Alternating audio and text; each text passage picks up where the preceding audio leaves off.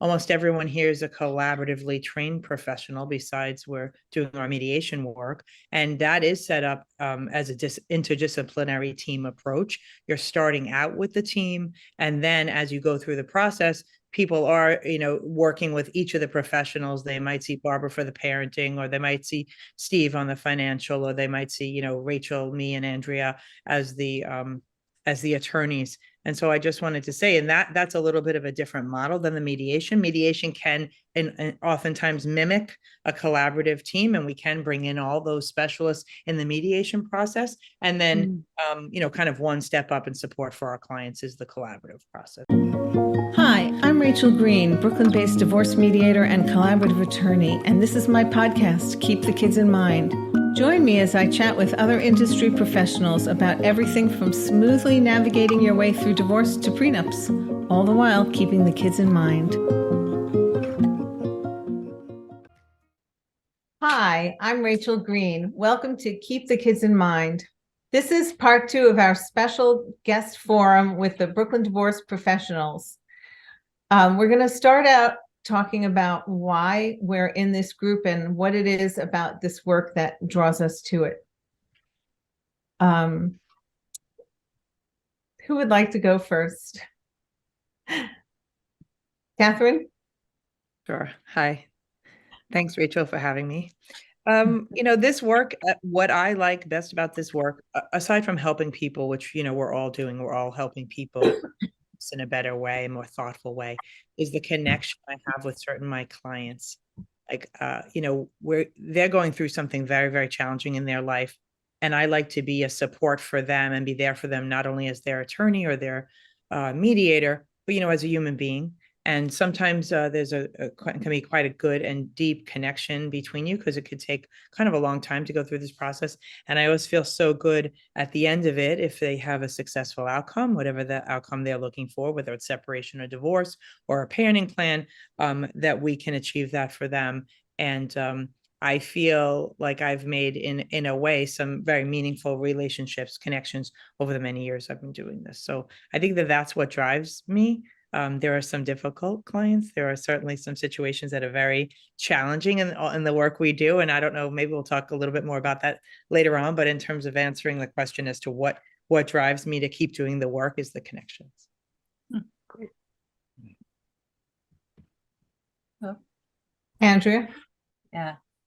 So I came from a family that had a lot of conflict in it, and I never understood it. I didn't, and more often than not, I saw at a very young age that the conflict had to do with miscommunication. Somebody thought you said something that you don't think you said, and they felt offended by it. And generally speaking, we judge ourselves by our intentions, and then we judge others by the impact of their actions on us. And if we feel hurt or offended by someone, something they did, we often assume that they meant to hurt us. But yet, if another person is hurt by something we say or do, then even though we weren't intending to hurt them, we sort of absolve ourselves of any blame because we had the highest intentions. But we don't give others that benefit of the doubt. And I would say to people that every conflict comes because you feel like you've just been treated in a way as if you don't matter, you're not worth it, or something like that. And it's based on assumptions. When you feel offended, check in with the person and say, this is what it felt like you meant. Is that what you meant?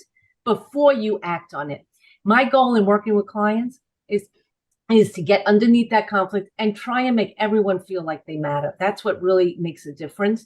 Is most conflict is because all of a sudden you feel like someone just stepped on you, like you were, a cigarette butt on the ground, So the idea is, if someone can make you feel like you matter, and you can get through this process much, with some sort of dignity and feeling like, remembering that you have self-worth. And I try to help the couple treat each other in that humane way. So. And I love it. I love doing it. I love getting at the bottom of conflicts and helping people see that and change their dynamic and move forward and remembering that if they have children, not to hurt their children by putting them in the middle. And that's why I do it. Barbara? Listening to both Catherine and Andrea, I so agree with everything you said. I come to this work as a therapist and a mediator, and also having had a positive divorce and seeing the impact on my children, that they came out okay. And when I see parents who are really having a war with each other, I have such a strong goal to try to help them co-parent in a positive way. And I feel like it's so meaningful to be able to help them get past, as Andrew's talking about, to get past some of the conflict, to be able to get to a place that they really put the kids first, and they look at whatever they do, that the children will suffer if they put the kids in the middle, or if they badmouth each other in front of the kids, or if they blame the other parent to the children. I mean, there's certain these rules that we put out to try to raise happy, healthy kids. And when I can get parents to really understand that and to really change their attitudes and to be able to put the kids first and really work on changing their relationship from spouses to the business of co-parenting and do that in a positive way, it is so satisfying. And I feel like, wow, I really helped this couple raise kids that it could be okay. And that makes the work really meaningful for me. Trish, do you want to say a bit about why you, as a real estate broker, are a member of the Brooklyn Divorce Professionals?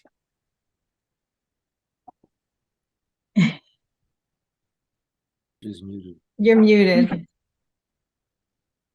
Can you hear me now? Yes. Okay, sorry about that. I don't know why I couldn't unmute. Yes, so I was actually introduced to this group by a financial planner who actually helped me when my husband and I were going through a divorce that never ended. Actually, we ended up reconciling after a separation. But anyway, Sarah Stanich. So she introduced me to this group, and the personal experience of having it sounds like a shared experience of a somewhat amicable divorce that actually didn't end in divorce in my particular case, was a way to sort of like model this kind of respectful behavior, right, to other people. And one particularly gratifying relationship I have with a couple that the couple is divorced, and the last portion of their divorce is divvying up some marital assets, a building that they had purchased together. And, the husband was allowed to hire a real estate broker in the beginning, and then that person didn't sell the building. And so the wife was able to, kind of have her person. And so she asked me to help them sell the building. And she remarks to me frequently about how it's possible for me to keep them both on the same, basically keep them both thinking about the end goal and trying to just make sure they treat each other respectfully, because it has been very, very amicable. And sometimes she'll write me a note on the side and say, oh, he never will agree to that and such, but, give it a shot or something like that. And sometimes he does, just because I think, and Andrea, your voice is always in the back of my head, like make him feel like he matters.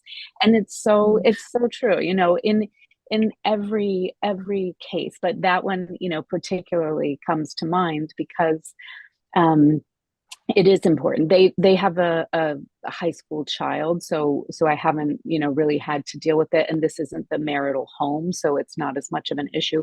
But for other divorcing clients where I can help the dad find an apartment close to the marital home and like keep the kids in the school, or with the mom, but my most particular recent example was with the dad. So I could help him think about like what's important to your kids, what's like what they have at home, what's different. Do you want to celebrate that, or ask them if they want to have input in their new rooms or whatever?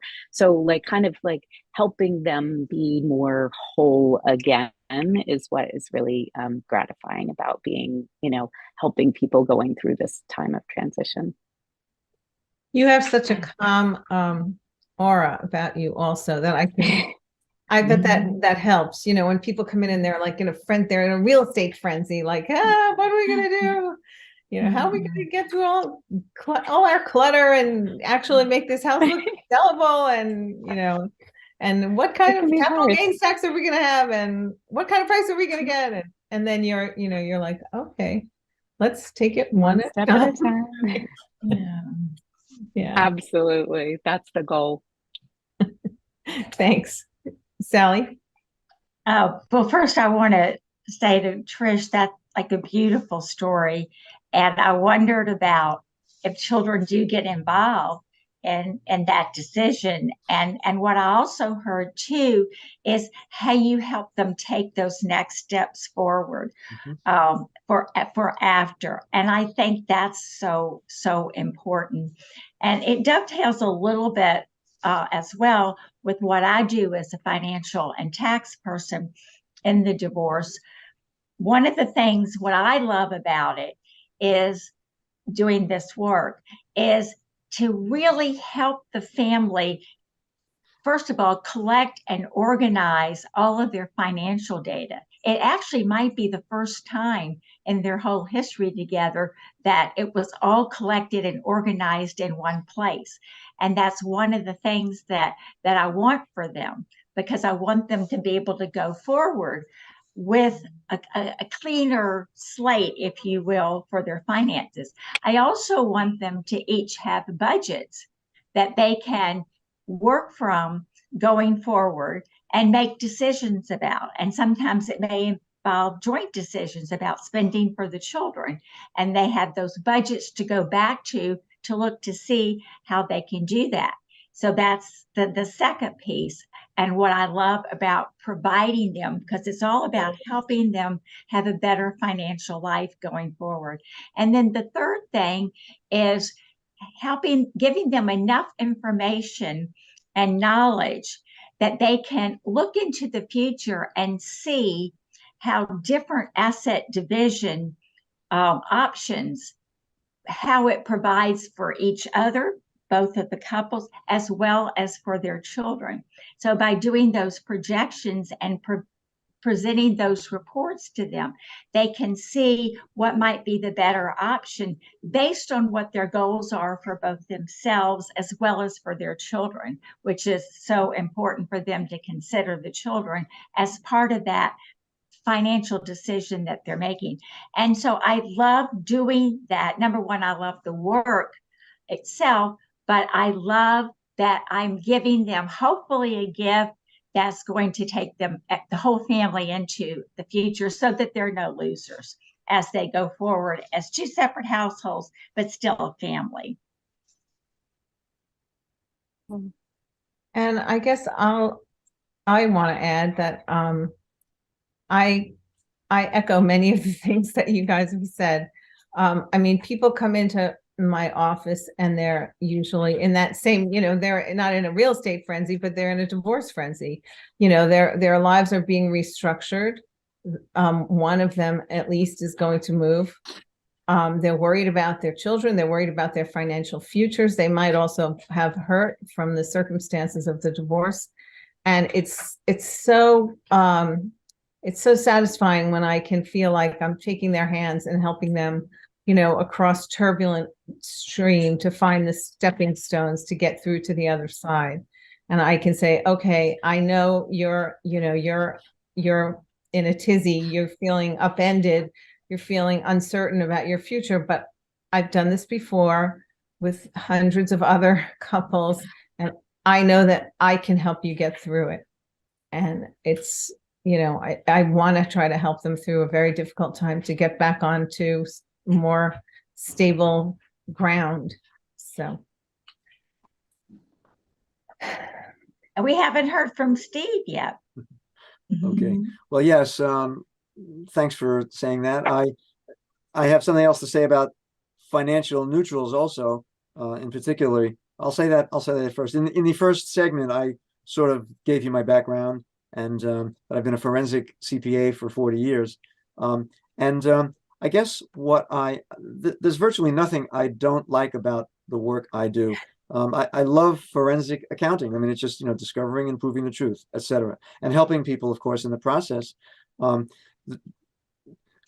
Everybody can ultimately handle the truth, and it's just it's actually the role that the financial neutral plays in explaining things to help them accept the truth, basically.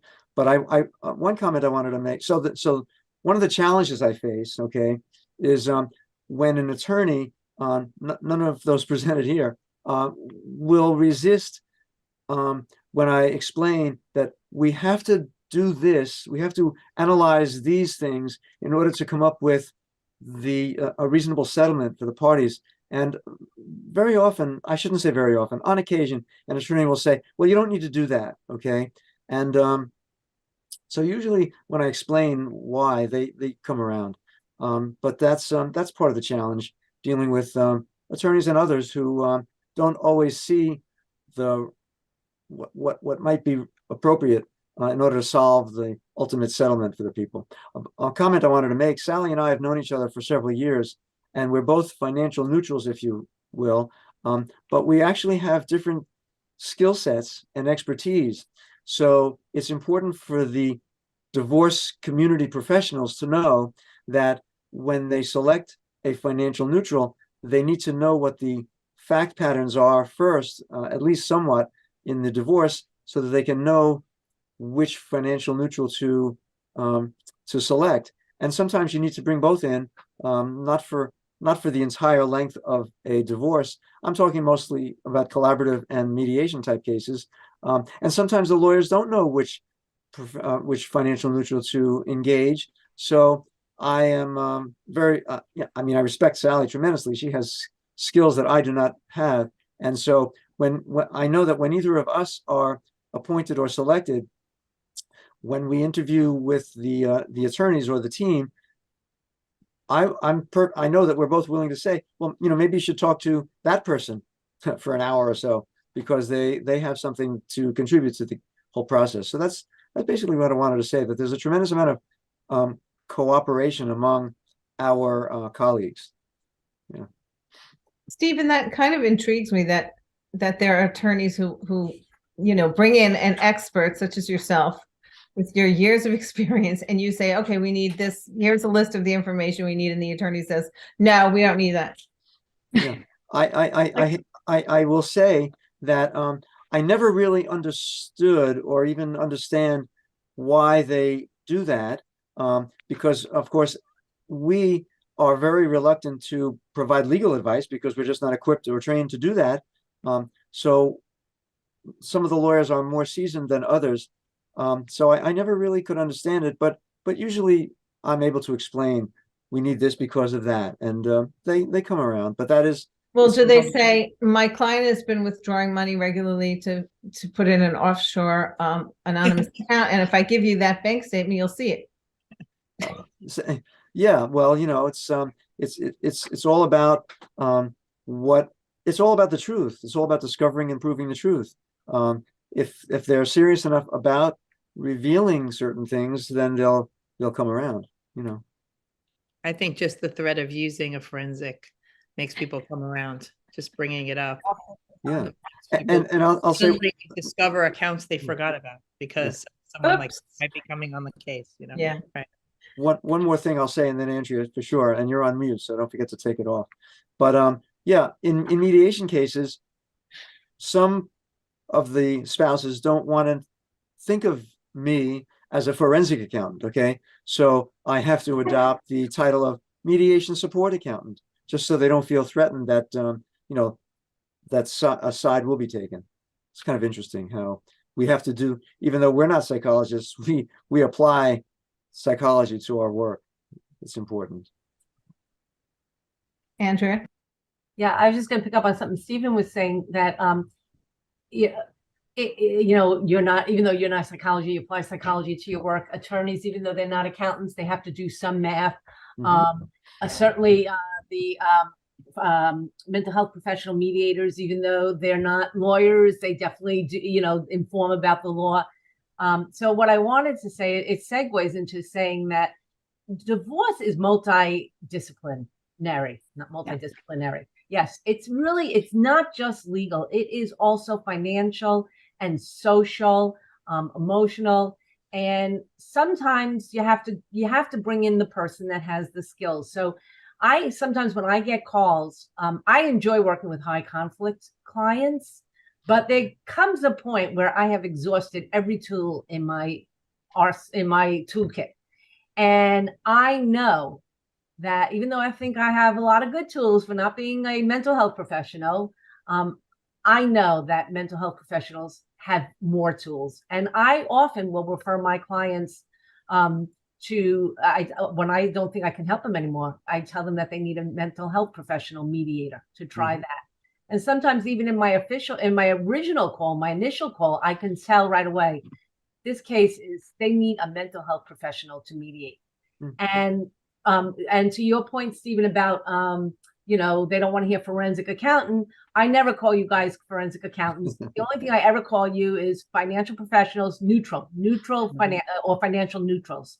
And I tell everyone, whoever I refer them to, that you've had your 40 hours of training in mediation, that you actually could be mediators. Sometimes that you have those skills, and that you carry out your job in a neutral manner.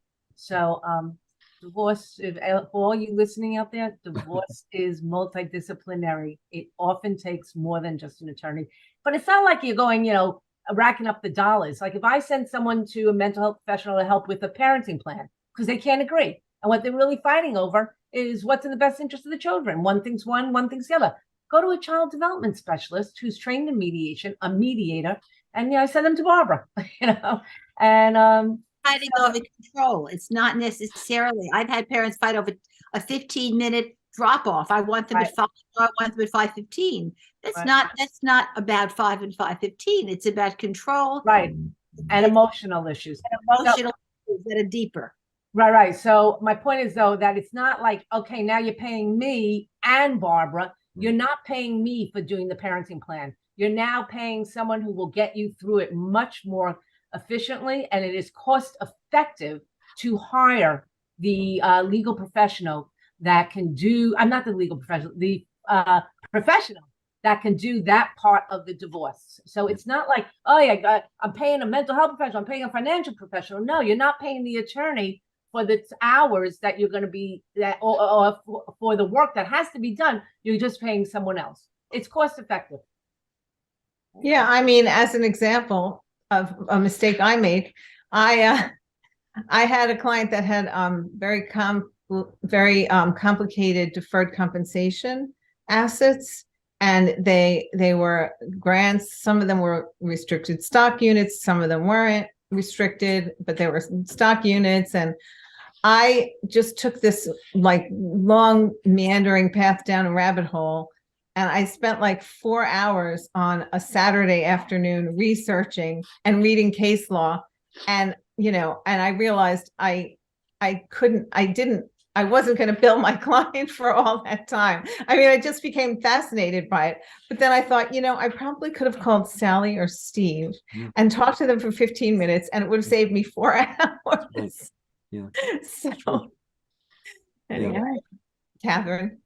I wanted to just speak after, refer to what Andrea said about it being interdisciplinary. Almost everyone here is a collaboratively trained professional, besides we're doing our mediation work. And that is set up as a interdisciplinary team approach. You're starting out with the team, and then as you go through the process, people are, you know, working with each of the professionals. They might see Barbara for the parenting, or they might see Steve on the financial, or they might see, you know, Rachel, me, and Andrea as the attorneys. And so I just wanted to say, and that's a little bit of a different model than the mediation. Mediation can and oftentimes mimic a collaborative team, and we can bring in all those specialists in the mediation process. And then, kind of one step up in support for our clients is the collaborative process. So I just wanted to point that out, that some people do choose to step into the interdisciplinary team approach from the beginning, and some people start out with mediation and then they realize they need that extra support,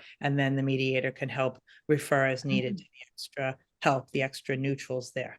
So yeah, that's a good point, Catherine, because also when the team starts at the beginning, then there's kind of almost a strategic analysis. Okay, what do they need next? Who's the best person to fill that task?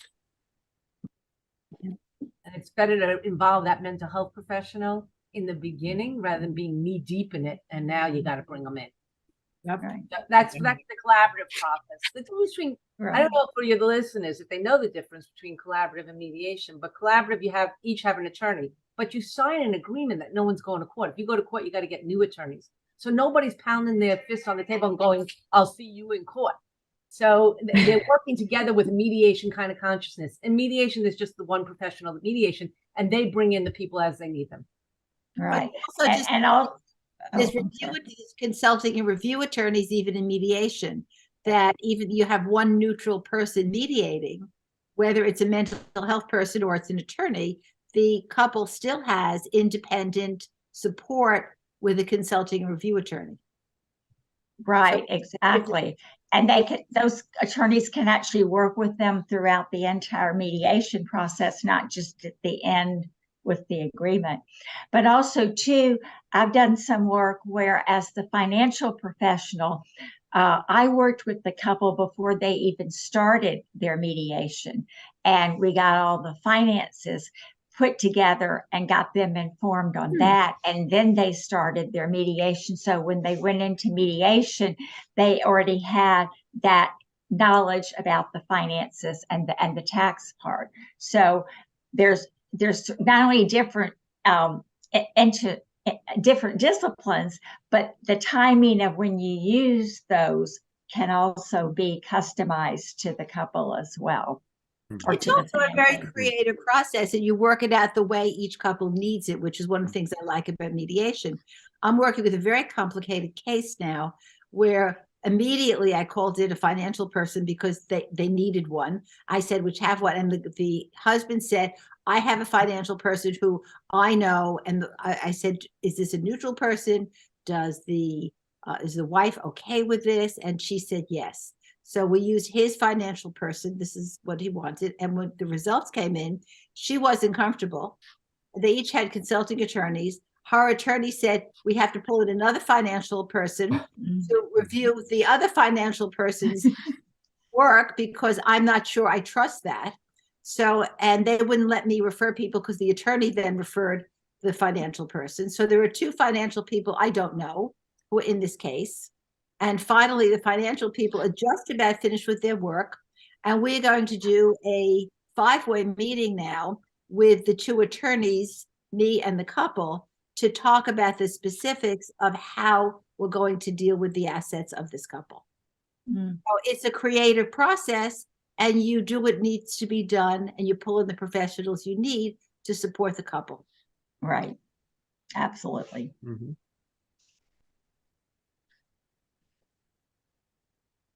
That's why we like mediation. Well, it is really interesting to think about how different people need different things. And it always astonishes me how, there can be a couple who work out very complicated things on their own, divide assets, separate, have their children's schedules in place. And then there are people who can, come in and spend 3 sessions just talking about their house. And other people, it's like, oh, well, we're going to keep the house till the youngest kid graduates high school and then we'll sell it. We don't need to put anything else in the agreement. We're going to be aligned as far as the sales price, and, it'll be to our advantage mutually to get a higher price, and we'll figure it out at the time. It's going to be fine. And it's fine. And then there are other people who need, instructions on how to pick a broker. And of course we write, they're going to pick Trish. And,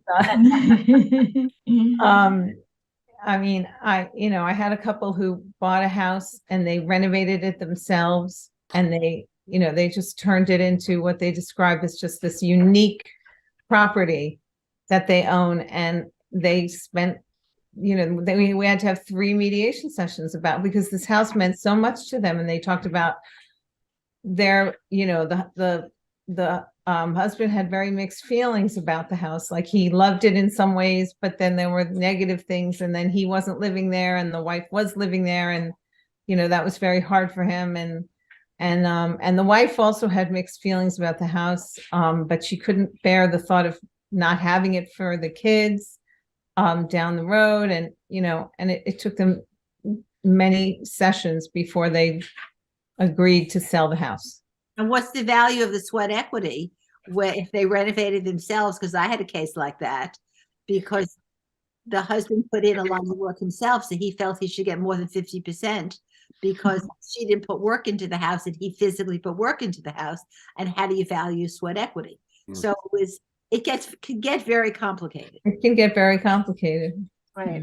But then, Okay. I had another couple that argued vigorously about Thanksgiving, because they had built up these traditions on Thanksgiving that they got together with friends, they cooked all day, they had dinner around 6. And it was, the whole day thing, and which of them was going to get to keep those friends and that tradition. I mean, we spent, probably 4 hours in our process, talking about Thanksgiving. I mean, that's one of the things that would never happen in a court process. I mean, the judge is not going to ask them in detail their whole history and the meaning of Thanksgiving or the house. Save the sweet potatoes. That's what's really most important, right? Yeah, but also too, how the children participate in those holidays becomes, I'm sure, a topic of discussion too around those holidays. So that is, another way that the children are brought into the whole process as well. I think that's such an important thing that you mentioned that, because I frequently bring children in for one meeting if there's really an issue. I've done Catherine, you did this too. You did child inclusive mediation training, because we did it at the same time. And there are times when I brought in a child for one meeting if there's really a conflict over. I had an issue with a family that was a ski family, but only the father skied, not the mother. And to ski, you have to leave town every weekend. And should the child go to Vermont every weekend to ski? And this meant the mother couldn't see the child every weekend. So I said, how much does a child like skiing? The mother said, not that much. The father said, he loves skiing. So I said, how about if I meet your child? And how about if I make an independent assessment? And talk to your child and see if I can come up with what might work. So I met with the child and we discussed his activities, and my feedback was helpful in coming to some kind of agreement. Yeah. How old was the child? The child was 10 at the time. Andrew, he was 10. Well, I think there's just one thing that Barbara was giving a case about, sweat equity. And I just wanted to have say one thing about that, which was that it's interesting. I had a case like that too, where, the father had put in a lot of effort in fixing the house. What the mother responded? She goes, what was I doing when you're doing that? I was twiddling my thumbs. I put in my sweat equity with what I was doing. So nobody ever said that. I mean, I've thought that before, but I can't come out and quite say that. So, but anyway, I just thought it was interesting. As soon as you said that, I was reminded of that case. Just one other thing I want to say is sometimes people ask you how long will something take, and it's really hard to answer that question. I tell them without knowing the dynamic between them. And, I tell them, I go, if you agree to everything the other one says, you're done in a session, but if you don't, then it depends on how the two of you work together. And then I tell them about this one case that I had, and I was so fascinated how this woman worked. anything that the husband, it was an opposite sex marriage, and anything that the husband raised as a concern, you saw her take it in, pause, think about it, and then tweak her proposal to address his concern. I asked her at the end of the session. It was there were restricted stock units. There were a lot of brokerage accounts. There was a house. There was a lot, but it took 3 sessions. Wow. Why? Because of this woman.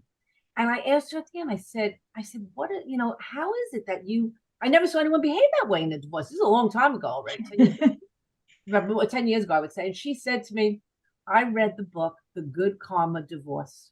And then, of course, I ran out and I bought it, and I understood she behaved exactly as that book said, how to get through a divorce in the best interest of your children.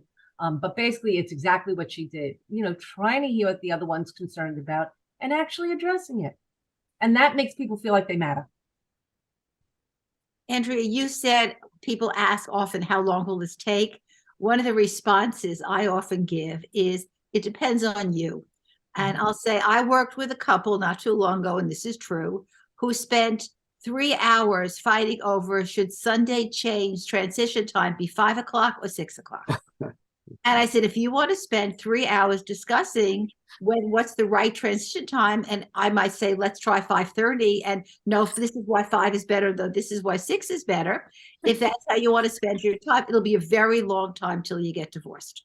And mediation will take a very long time. Mhm. If we talk about issues and you can make agreements, then it won't take very long. So that little example sometimes is very helpful, and Very good.